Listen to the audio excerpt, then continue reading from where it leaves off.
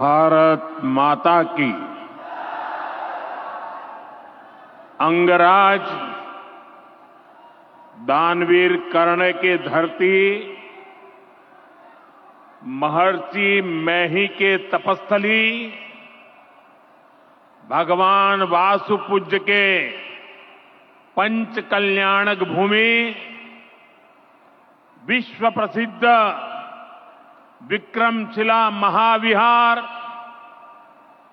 बाबा बूढ़ानाथ के पवित्र भूमि पे सब भाई बहन सैनिक के प्रणाम करे छिए।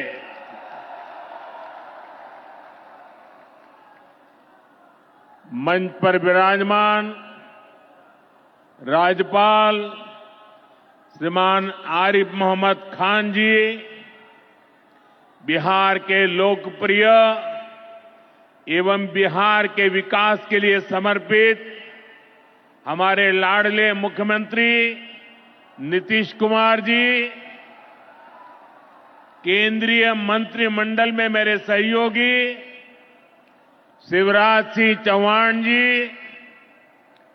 जीतन राम मांझी जी, ललन सिंह जी, गिरिराज सिंह जी, चिराग पासवान जी, राज्य मंत्री श्रीमान रामनाथ ठाकुर जी, बिहार सरकार के उप मुख्यमंत्री सम्राट चौधरी जी, विजय सिन्हा जी, राज्य के अन्य मंत्री एवं जनप्रतिनिधिगण, उपस्थित महानुभाव और बिहार के मेरे प्यारे भाइयों और बहनों, आज हमारे साथ देश के कोने कोने में कई मुख्यमंत्री, कई मंत्री और करोड़ों करोड़ों किसान भी आज इस कार्यक्रम में हमारे साथ जुड़े हुए हैं।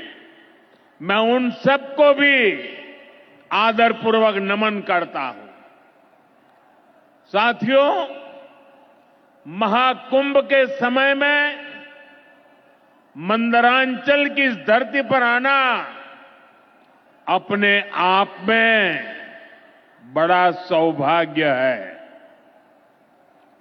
इस धरती में आस्था भी है, विरासत भी है और विकसित भारत का सामर्थ्य भी है। ये शहीद तिलका मांझी की धरती है, ये सिल्क सिटी भी है।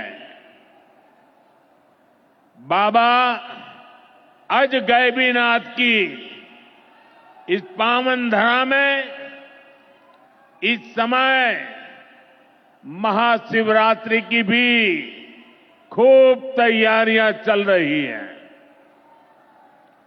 ऐसे पवित्र समय में मुझे पीएम किसान निधि की एक और किस्त देश के करोड़ों किसानों को भेजने का सौभाग्य मिला है। करीब 22,000 करोड़ रुपए एक क्लिक पर देश भर के किसानों के खाते में पहुंचे हैं। और जैसे ही अभी मैंने क्लिक दबाई, मैं देख रहा था यहां पर भी जो राज्यों के दृश्य दिख रहे थे, यहां भी कुछ लोगों की तरफ मेरी नजर गई। वो फटाफट अपने मोबाइल देख रहे थे कि पैसा आया कि नहीं आया, और तुरंत उनकी आंखों में चमक दिखाई देती थी। साथियों, आज जो किसान सम्मान निधि दी गई है, इसमें बिहार के भी 75 लाख से अधिक किसान परिवार है। बिहार के किसानों खाते में आज सीधे करीब 1600 करोड़ रुपए उनके खाते में पहुंच चुके हैं।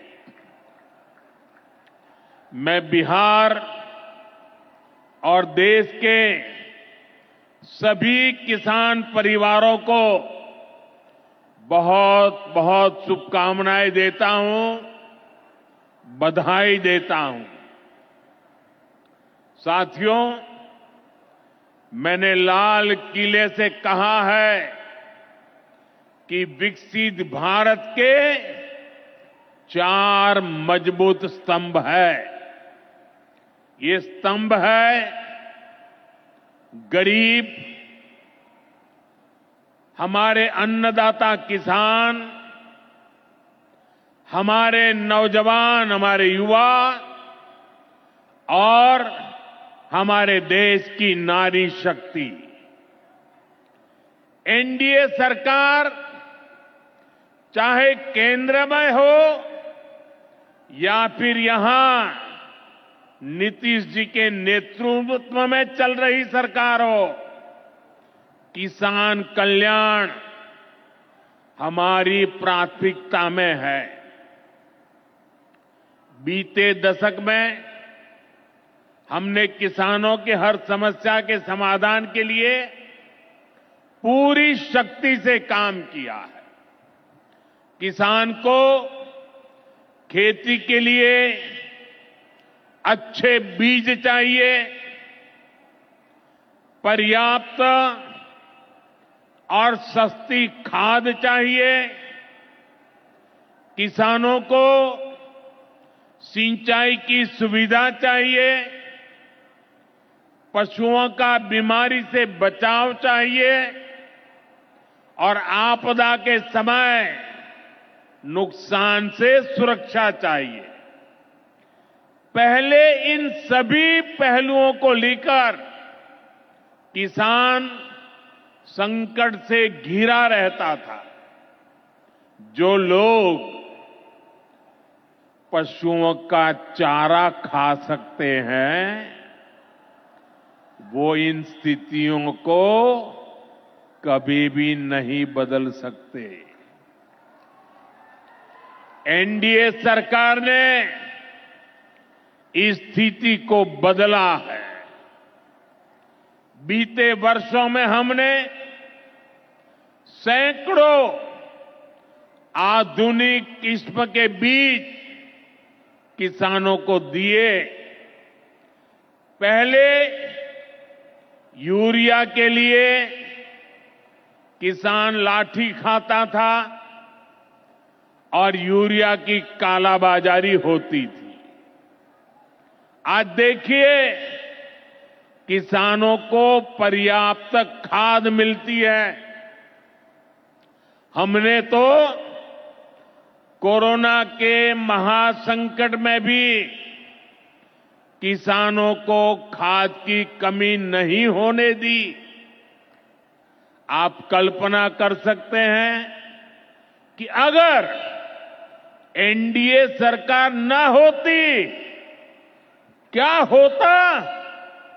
साथियों, अगर एनडीए सरकार न होती तो आज भी हमारे किसान भाई बहनों को खाद के लिए लाठियां खानी पड़ती। आज भी बरौनी खाद कारखाना बंद पड़ा होता। दुनिया के अनेक देशों में खाद की बोरी जो 3,000 रुपये की मिल रही है, वो आज हम किसानों को 300 रुपये से भी कम में देते हैं।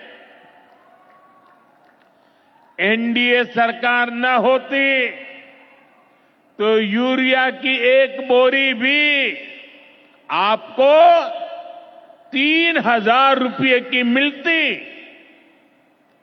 हमारी सरकार किसानों के बारे में सोचती है, उनकी भलाई के लिए काम करती है।